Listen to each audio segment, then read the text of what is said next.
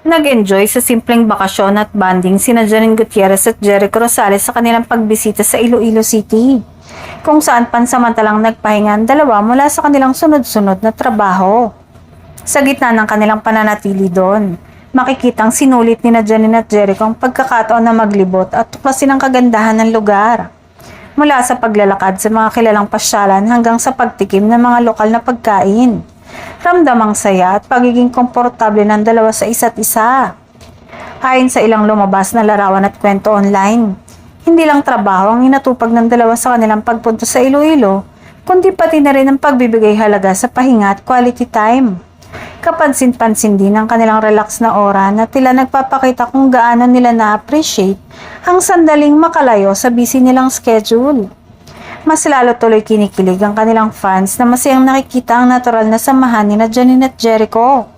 Hindi lang sa harap ng kamera, kundi pati sa kanilang personal na oras. Para sa marami, ang ganitong mga simpleng sandali ang lalong nagpapatibay sa kanilang koneksyon.